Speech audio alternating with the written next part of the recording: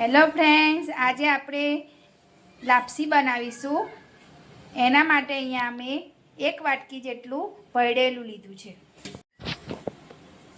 પછી અહીંયા અમે થોડોક ગોળ લીધો છે, 1 મોટી ચમચી જેટલો। હવે આપણે લાપસીની રેસીપી સ્ટેપ બાય સ્ટેપ જોઈશું। હવે આપણે ગેસ ઓન કરીશું, 1 તપેલી લઈશું, એમાં આપણે 1 ગ્લાસ જેટલું પાણી એડ કરીશું સૌપ્રથમ। પછી એમાં આપણે જે ગોળ લીધો તો એ એડ કરીશું। અહીંયા અમે 1 વાટકીની કરી છે, એ હિસાબથી અમે માપ લીધું છે। તમારે જે રીતે કરો એ હિસાબથી તમારે માપ લેવાનું।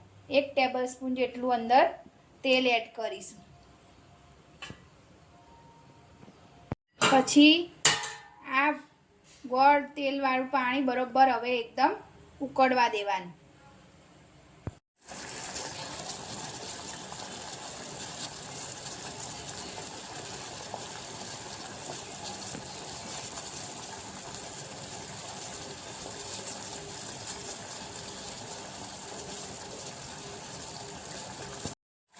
હવે આપણે લાપસીનું પાણી ઉકળી ગયું છે, તો એમાં આપણે હવે લોટ એડ કરીશું। થોડો થોડો કરીને પછી વેલણથી હલાવી લઈશું।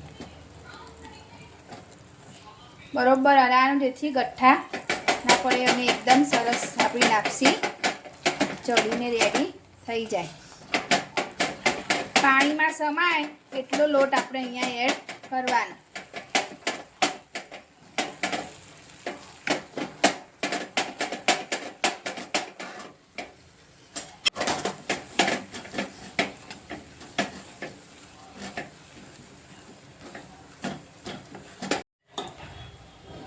હવે તો આપણી લાપસીને આ રીતે હલાવી લીધી છે। હવે આપણે એક તવી ઉપર, લોખંડની તવી પર આ રીતે રોટલી કરવાની છે, એના પર મૂકી દઈશું। તો આપણે ઢાંકણ ઢાંકીને તવી ઉપર 10 મિનિટ સુધી ચડવા દઈશું। રોટલીની તવી હોય એના પર મૂકી દેવાની અને 10 મિનિટ સુધી ચડવા દઈશું। તો હવે આપણે લાપસીને ચેક કરી લઈશું। તો આપણી લાપસી ચડીને રેડી થઈ ગઈ છે અને આપણે હવે સર્વ કરીશું। પછી એકવાર આ રીતે હલાવી લઈશું।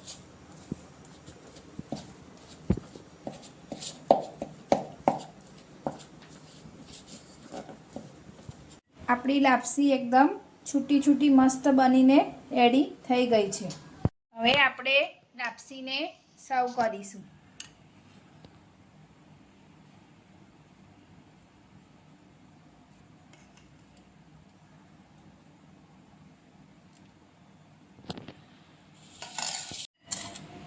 તો હવે આપણે એના ઉપર ઘી રેડીશું।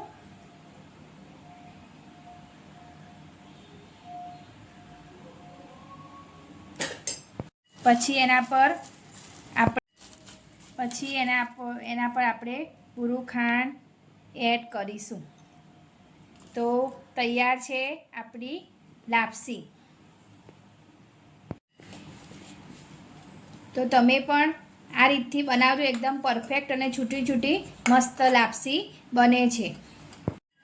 તો તમે પણ આ રીતથી બનાવજો, એકદમ પરફેક્ટ અને છૂટી છૂટી લાપસી બને છે। આ લાપસી આપણે પ્રસાદ માટે ઉપયોગમાં લઈ શકીએ છીએ। તો તમને મારી આ રેસીપી કેવી લાગી તે અમને કોમેન્ટ બોક્સમાં જરૂરથી બતાવજો। અમારી ચેનલ લાઈક કરજો, શેર કરજો, સબસ્ક્રાઈબ કરજો। Thank you.